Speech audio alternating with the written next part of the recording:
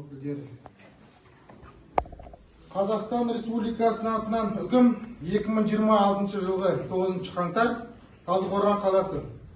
Жетісу облысының қылмыстық істер жөніндегі мамандандырылған аударған соты құрамында төралық етуші судья Бақытов, Албосыновтың хатшылығымен мемлекеттік айыптаушы прокурор Белебеков, жәбірленуші Жуманова, қорғаушы Шариф, жәбірленуші өкілдері заңгерлер Қуандықова, Меримбаева, Мешелева, Молдахметов, сотталушы Жанболат, сотталушының қорғаушы адвокат Сарқытовтың қатысуларымен аудио-бейне жазба құралдарын қолдана отырып, ашық бас сот талқылауында қылмыстық істі қарап, ол бойынша Айбар Қайратұлы Жанболат 1992 жылы 9 желтоқсанда Жетісу облысында туған Қазақстан Республикасының азаматы, жоғары білімді, отбасылы, Жетісу облысы Ақсу ауданы Баласаз ауылы, Баласаз көшесі 17-ші үйде тұрғыны, Талдықорған қаласы Өтена ауылдық округі әкімшілігінде маман болып жұмыс істеген, Қазақстан Республикасының қылмыстық кодексінің 99 бабының 1 бөлігінде көзделген қылмысты жасады деп сотқа берілген істі қарап,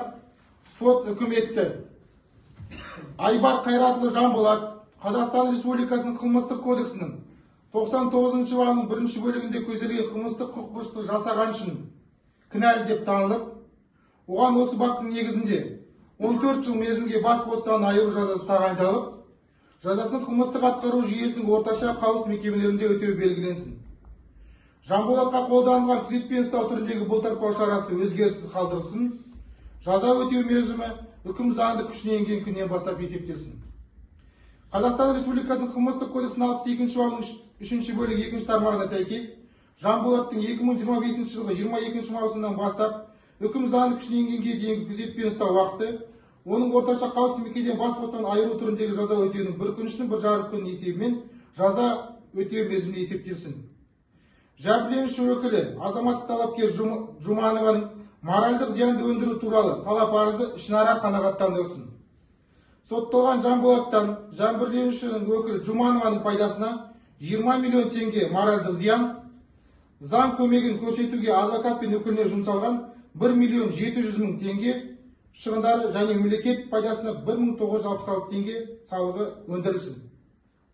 Сотталған Жанболатқа үкімнің азаматтық талапты қанағаттандыру туралы бөлігін үкім заңды күшіне енген күннен өз еркімен орындауға 1 ай уақыт мерзім берілсін.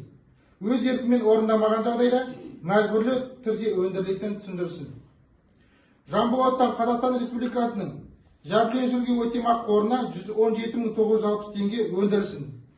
Іс бойынша сараптамаларға жұмсалған 740.329 теңге іс шығындары сотталған Жанболаттан мемлекет кірісіне өндірілсін. Үкім заңды күшіне енген соң Жетісу облысы Ақсу аудандық полиция бөлімінің айғақ заттар сақтау камерасындағы айғақ заттарын жойылсын. Іс бойынша тергеу және жасырын тергеу әрекеттері нәтижелі белгіленген барлығы 11 дана және 1 дана флешка іс құжаттармен бірге сақталсын. Қазаға ұшыраған Жуманованың алынған Samsung маркалы ұялы телефоны өкілі Жумановаға қайтарылсын. Сотталған үкімнің көшірмесін алған күннен бастап 15 тәулік ішінде, ал сот отырысына қатысқандар үкім жария етілген күннен бастап белгіленген мерзім ішінде қылмыстық істер жөніндегі мамандандырылған аударған сот арқылы Жетісу облыстық сотының қылмыстық істер жөніндегі апелляциялық алқасына шағым немесе өтініш хат бере алады. Сонымен қатар аталған үкіммен бірге сот жекеше қаулы шығарып